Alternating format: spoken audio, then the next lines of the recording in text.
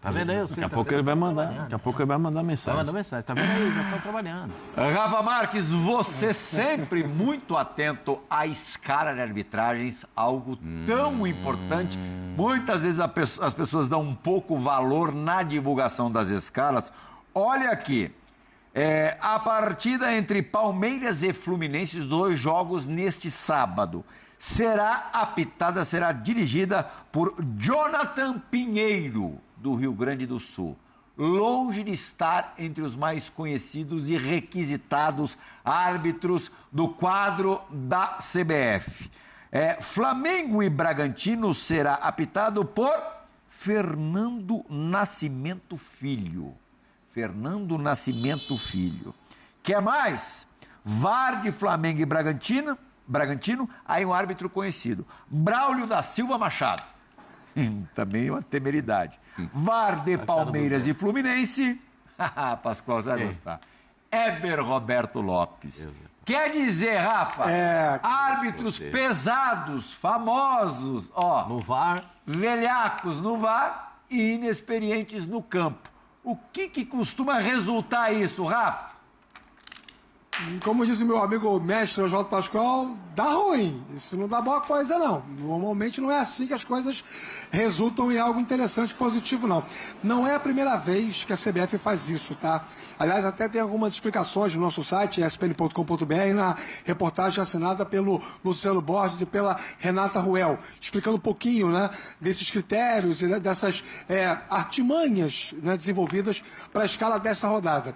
Tem 3 pontos aí, que não sei se ajudam a justificar, mas pelo menos explicam a decisão. Primeiro, preservar os mais experientes para os jogos que vão talvez decidir o título para um lado ou para outro, né? E aí eles não apitam agora para poder apitar mais para frente. O segundo aspecto é justamente tirar um pouco do vício.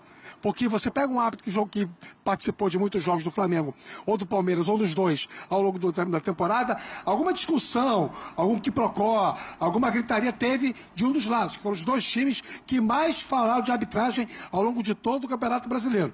E aí se você bota um cara mais inexperiente, esse cara não tem o ranço, né, de ter tido algum tipo de problema em situações anteriores. E o terceiro aspecto é porque eles estão no campo, mas lá em cima tem uma galera mais cascuda. Como a CBF está atestando que o VAR decide mais do que o árbitro de campo, de certa forma, sentido faz, embora seja um perigo tremendo, né, Pregal? Então, Pascoal, a gente já tem uma certeza, né? Sempre que o árbitro for ao monitor nesses 2 jogos, ele vai concordar com vai aceitar, a decisão da cabine. A minha observação é um pouco diferente de tudo. Em alguns momentos do Campeonato Brasileiro, quem escala árbitro no Campeonato Brasileiro desafia a capacidade intelectual de quem acompanha o futebol. Desafia a capacidade de entendimento de quem gosta de futebol. Botando o árbitro tanto inexperiente para botar um VAR tão experiente. Então pô o VAR para apitar o jogo.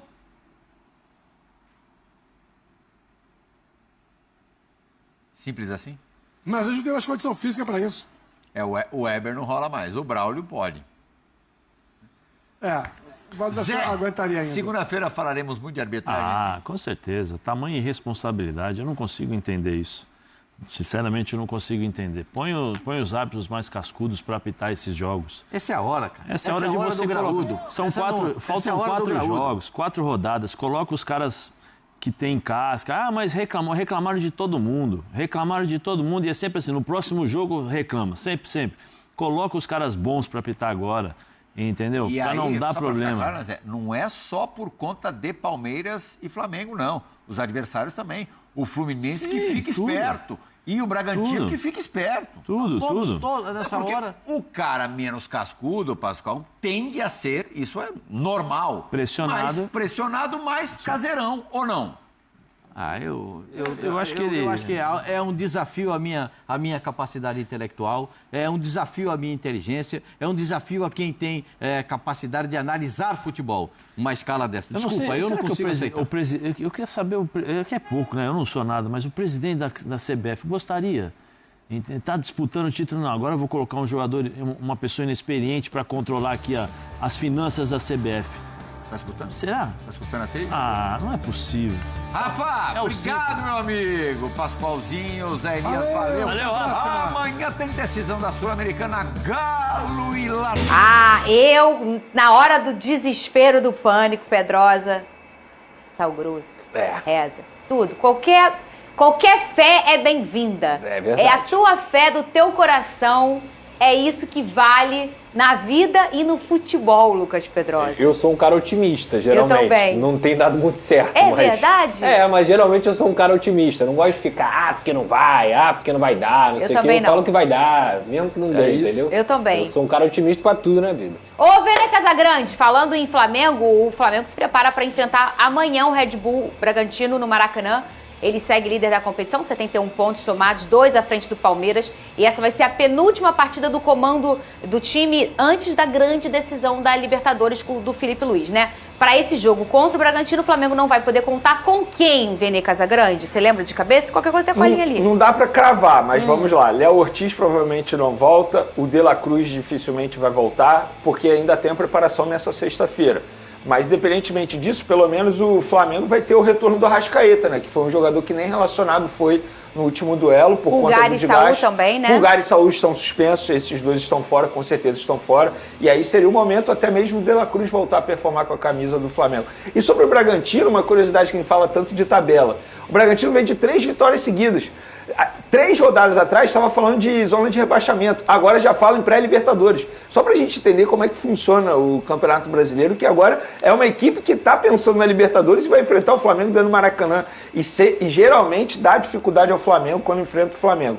Mas eu acho que assim, Fernandinha, a gente debate muito sobre queda de rendimento de Flamengo, Palmeiras, e eu acho que isso tudo é por conta do desgaste desses dois elencos. Vamos olhar a gente está falando de 2 elencos que vêm numa maratona nessa temporada absurda. Teve Mundial de Clubes. Não tem a semana para descansar da Copa do Brasil, porque teve mudança no calendário do futebol brasileiro. O futebol brasileiro, o Campeonato Brasileiro iria até dia 21 de dezembro. Foi encurtado, ou seja, é um jogo atrás do outro, e por conta disso essas duas equipes estão sofrendo. Muita gente reclama porque os dois caíram de produção. Eu acho que tem muito por conta disso, desse desgaste, da maratona de jogos. E a tendência é que piore. Por quê? Vamos lá. Red Bull Bragantino nesse sábado, o Palmeiras pega o Fluminense no sábado. 2 jogos difíceis. Aí na terça os dois vão jogar. Só que os dois vão jogar já pensando na final da Libertadores. Com certeza os jogadores serão poupados. Os jogadores que entrarão em campo, eles são seres humanos. Também ficarão pensando ali na final da Libertadores, como é que vai ser isso? Porque o cara pensa, caramba, se eu me machucar aqui, daqui a 3 dias eu tenho a final de Libertadores para disputar. São jogos extremamente difíceis, complicados, que infelizmente eu acho que a gente não vai poder assistir no alto nível que os dois times podem entregar. A grande verdade, Pedrosa, é que todo ano isso acontece. Claro. Ainda mais para times que brigam pelas duas competições. Sim. Vai chegando ali na 30ª rodada, o cansaço vai batendo, a responsabilidade e o cansaço mental. As pessoas falam muito do cansaço físico no futebol, mas o cansaço mental é muito pior do que o cansaço físico. E o estresse da cobrança é muito ruim. E eu digo isso, Pedrosa, mesmo para os times que brigam para não cair. Às vezes a cobrança para brigar para não cair é até ainda pior. O cansaço mental é ainda pior para esses atletas. Eu acho que são pontos que estão atrelados, inclusive. Porque você chega na reta final de temporada, você tem que se superar. Seja o time principal que está brigando por títulos, como o Flamengo e Palmeiras, ou o time que está brigando para não cair. Então, obviamente, não só essas equipes estão desgastadas por conta do calendário do ano inteiro, e aqui a gente joga muito, a gente já falou isso diversas vezes, mentalmente, fisicamente, mas o nível de dificuldade fica maior também. Sim. Porque tá todo mundo jogando pela vida. Tá todo mundo jogando pelo seu pão de cada dia, como o Flamengo e o Palmeiras querem ser campeões, o Santos quer livrar, o Red Bull Bragantino quer chegar numa Libertadores, o Fluminense quer chegar numa vaga direta na Libertadores, o Atlético Mineiro, tudo bem, tem a questão da Sul-Americana, mas é uma equipe que muito provavelmente também vai causar dificuldade para as duas equipes. O Ceará ontem, cara, é uma equipe que acabou ficando com um a menos logo no início do jogo, mas fez jogo duro com o Internacional. Eu vi esse jogo. O Inter conseguiu ganhar uma jogada individual ali do Matias, mas o Ceará fez jogo duro até o fim. O Mirassol nem se fala, é uma equipe que não joga outras competições, então teve mais tempo no calendário. Cara, tudo isso vai ser muito difícil, eu acho que tem tudo a ver com esse desgaste mental, físico, mas também com o momento da temporada, onde os jogos que teoricamente, vamos dizer, se esse jogo contra o Red Bull Bragantino é na 20ª rodada, o teor do jogo é outro. Verdade. A necessidade do jogo é outra. Claro. Então, assim, eu acho que os adversários também acabam ficando num nível de intensidade maior e isso prejudica o Flamengo e Palmeiras. Todos jogando no senso de urgência. E pra quem não lembra, no ano passado o Botafogo, na 35ª, perde até a liderança porque empata com Vitória em casa. Toma um empate com o Criciúma. Então, assim, as coisas vão acontecendo porque o cansaço vai batendo. O jogo com o Galo lá, em que o Galo fica com 1 a menos e tem toda aquela confusão beirando a final da Libertadores. Aí ainda tinha o fato de pipocada, olha aí, ninguém levava nessa consideração de cansaço que ele acontece. Então é um momento da competição que todo mundo começa a jogar mais pelo senso de urgência. O que importa mesmo é o final, o placar, é a efetividade, porque é difícil você olhar alguém performando, ao menos que seja, por exemplo, um Mirassol, que só tá brigando por isso, que tá confortável, claro. E o senso de urgência dele não tá ligado porque ele já tá praticamente na Libertadores. Mas isso é raridade, o resto tá todo mundo desesperado. Já tá classificado. Então, já tá classificado. Então, qual é o senso de urgência deles? Não, eles vão jogar leves, vão jogar soltos, você vai ver um belo futebol. Eles têm tempo pra treinar. Exato. Pega Flamengo e Palmeiras, eles não têm tempo pra treinar, gente. Pega aí os últimos jogos, eles jogaram o quê? Quarta-feira. Quinta-feira se reapresenta, é aquele famoso treino regenerativo. Aí hoje treina, o elenco completo, sábado joga, segunda-feira, domingo regenerativo. Segunda treina, terça joga, quarta viaja para Lima. Aí quinta e sexta vai treinar ali pensando na final da Libertadores, um jogo extremamente difícil. Aí joga a final da Libertadores, aí volta. Aí tem jogo importante do Campeonato Brasileiro. E gente, a cabeça? É impossível. E a cabeça? É impossível o treinador, ele dar o melhor treino possível para esse cenário. É muito complicado. É só vídeo, nem é treino. Conversa, conversa. E assim, é muito complicado, porque também tem vários jogadores que estão na data FIFA. Então os caras viajam o mundo inteiro. Além de viajar pelo Brasil, pela América do Sul, eles viajam o mundo inteiro. Vamos lá, pega o exemplo aí do último jogo. Danilo, Alexandro e Vitor Roque. Esses 3 jogadores. Eles estavam jogando na França, não foi? Sim, o Brasil jogou na França. 24 horas depois eles estavam jogando pelo Campeonato Brasileiro. Gente, na boa, não tem como um ser humano aguentar um negócio também desse. Então, eu citei Danilo, Alexandre e Vitor Roque. Esses 3 jogadores. Inclusive, outros jogadores também estavam em outro país jogando nos Estados Unidos. Assim, aí vieram, entraram em campo, assim, é desumano. E jogando a vida, porque tem que jogar a vida para garantir vaga na Copa do Mundo. E sabe que entra no lado mental? A concentração. Como é que o cara que está com efeito mental ali, não dos melhores, ele vai ter o mesmo nível de concentração? Fazendo uma analogia rápida, se você dirigir extremamente cansado, o seu nível de concentração ali no volante é totalmente diferente. É complicado. E, Vene, olha só a informação que o Felipe Luiz teria pedido para sair do Flamengo, mas o Flamengo emitiu nota e desmentiu. O que aconteceu, Vene? Bom, assim, com todo respeito a quem noticiou isso, mas isso aí não procede nem um pouco, porque o Felipe Luiz ele não pediu para sair, pelo contrário, ele tem uma negociação com o Flamengo para renovar o contrato. Como toda negociação, um pede de um lado, outro pede do outro, eles se reúnem, conversam. Agora, dizer que o Felipe Luiz pediu para sair do Flamengo, eu acho extremamente leviano, porque para ter essa informação, olha, e não procede, né? Tanto é que o Flamengo emitiu um comunicado oficial, embora comunicado oficial nem sempre é a verdade, mas nesse caso aí, pela minha apuração, é a verdade. O Flamengo também emitiu nota reclamando da atuação do VAR no Fla-Flu. No texto, a diretoria diz que a não marcação do pênalti no Bruno Henrique foi um erro absurdo e grave.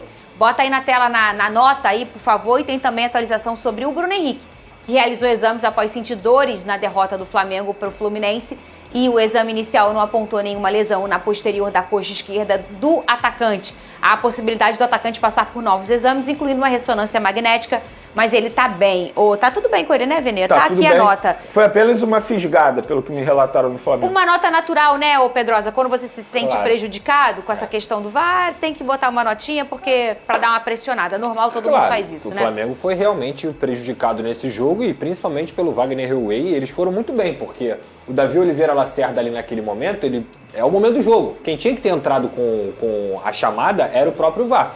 Mas não é nenhuma novidade, o Wagner Heuwei é um dos piores árbitros do Brasil. Toda vez que ele tá no VAR, tem polêmica no VAR. É impressionante. Não, é sério, pega aí nos últimos meses aí, todas as polêmicas envolvendo VAR, pelo menos em 5 ele tá envolvido. Ô, Venê, por que caiu tanto de produção o Palmeiras e o Flamengo? A gente já entendeu aí essa questão de pressão, de questão física, cansaço, calendário final do ano chegando. Mas você tem algum outro ponto para destacar? Não, eu destaquei isso, mas assim, já que a gente já havia comentado sobre isso, eu acho que, no caso do Flamengo, o Felipe Luiz ele precisa ter um repertório melhor. Por exemplo, quando ele não tem os melhores jogadores à disposição, por conta do cansaço, ele precisa entender que, para vencer o adversário, ele tem que ter uma estratégia diferente, um plano de jogo diferente. Não adianta ele insistir naquela convicção, sendo que ele não tem as melhores peças à disposição. O que eu quero dizer? Muda o estilo de jogar, muda a formação. O 4-2-4, por exemplo, algo que ele utilizou na ausência do Arrascaeta, do Carrascal e também sem o Jorginho, não deu certo em nenhum dos jogos. Pega aí, contra o Sport não deu certo, o último duelo também não deu certo. Então ele precisa ter uma outra alternativa, algo que ele não tem no momento.